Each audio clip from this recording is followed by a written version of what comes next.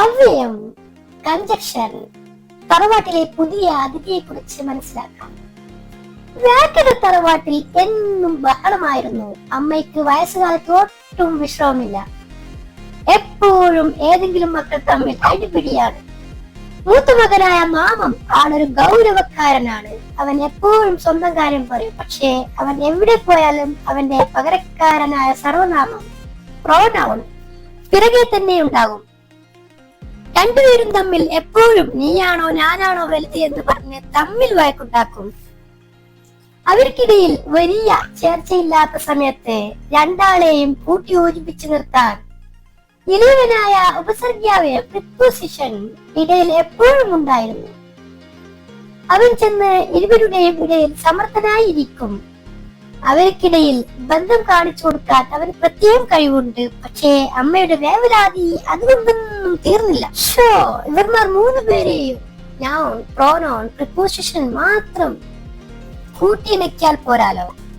ബാക്കി മക്കളായ വെർബ് ഓടി നടന്ന് പണിയെടുക്കുമ്പോൾ ആഡ്ജക്റ്റീവും ആഡ്വെർബും അവരെ പറ്റി ഓരോ കുറ്റം പറഞ്ഞുകൊണ്ടിരിക്കും. അവരൊക്കെ തമ്മിൽ വീണ്ടും തല്ലുകൂടിയാൽ എന്റെ വയസ്സുകാലത്ത് എന്നെ ആര് പറഞ്ഞ് സമാധാനിപ്പിക്കും? മക്കൾ തമ്മിൽ തല്ലുന്നത് കണ്ട് വയസ്സുകാലത്ത് തനിക്ക് എപ്പോഴും കരയേണ്ടി വരുമോ എന്നോർത്ത് അമ്മ വിഷമിച്ചു. ഈ ചിന്തയാണ് എത്ര വലിയ പ്രശ്നക്കാരെയും എത്ര നീളത്തിൽ വേണമെങ്കിലും കൂട്ടിയിണക്കാൻ കഴിവുള്ള ഒരു കുഞ്ഞിന് കൂടി ജന്മം നൽകാൻ അമ്മയെ പ്രേരിപ്പിച്ചത്. അങ്ങനെ തറവാട്ടിലേക്ക് പുതിയൊരു കുഞ്ഞുവാവ എത്തി. എല്ലാവരെയും കൂട്ടിയോജിപ്പിക്കുന്ന ഘടകമായ ആ കൊച്ചു കുഞ്ഞിനെ അമ്മയും ചേട്ടന്മാരും കൂടി സന്തോഷത്തോടെ പേരിട്ടു അവ്യയം, കഞ്ചക്ഷൻ.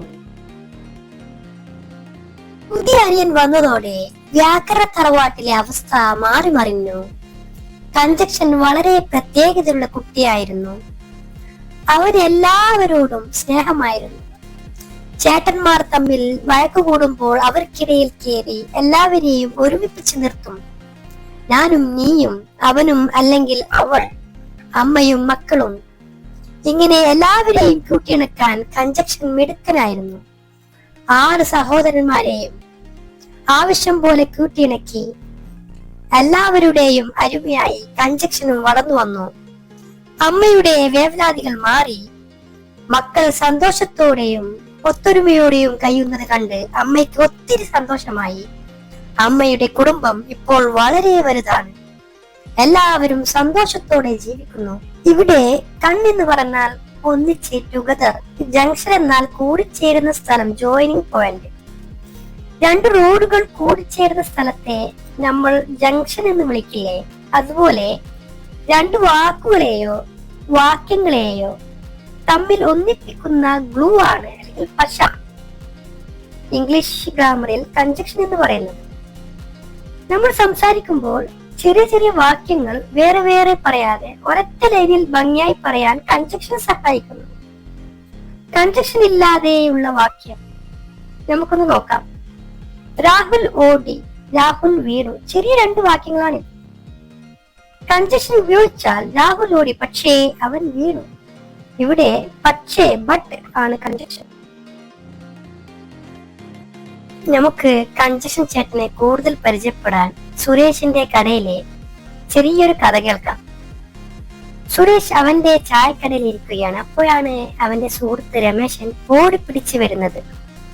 രമേശൻ പറഞ്ഞു, സുരേഷേ, എനിക്കൊരു കട്ടൻ ചായ ആൻഡ് ഒരു പഴംപൊരി താ. ഇവിടെ ആൻഡ് എന്നുള്ളതാണ് കഞ്ചക്ഷൻ. അതിന്റെ മീനിങ് എന്നാണ്.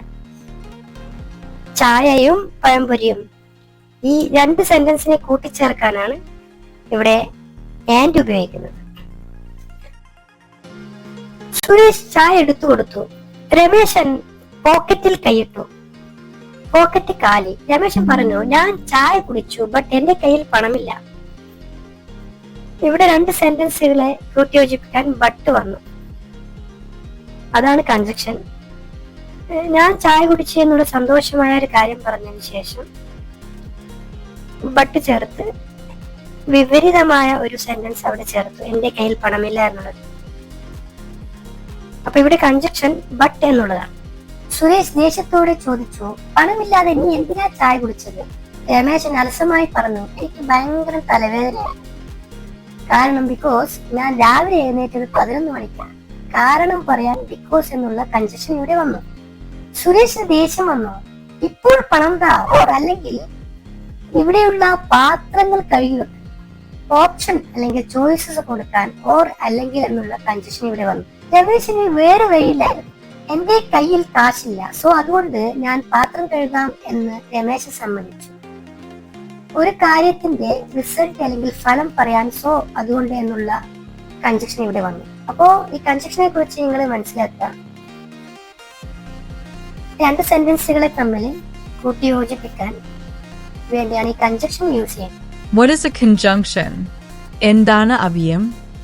A conjunction is a word that joins two or more words, phrases or clauses. അവ്യം എന്നത് രണ്ട് അല്ലെങ്കിൽ അതിലധികം വാക്കുകളെയോ വാക്യഭാഗങ്ങളെയോ വാക്യങ്ങളെയോ തമ്മിൽ ബന്ധിപ്പിക്കുന്ന പദമാണ്. Examples: Riya and Anu are friends. Here, and is the conjunction. It joins two names. റിയയും അനുവും സുഹൃത്തുക്കളാണ്. I was tired, but I finished my work. Here, but is the conjunction. It joins two clauses. ഞാൻ ക്ഷീണിതനായിരുന്നു, പക്ഷേ ഞാൻ എന്റെ ജോലി പൂർത്തിയാക്കി. You can have tea or coffee. Here, or is the conjunction. It gives a choice. നിനക്ക് ചായയോ കാപ്പിയോ കുടിക്കാം. He stayed home because it was raining. Here, because is the conjunction. It gives the reason. മഴ പെയ്തതിനാൽ അവൻ വീട്ടിൽ തന്നെയിരുന്നു.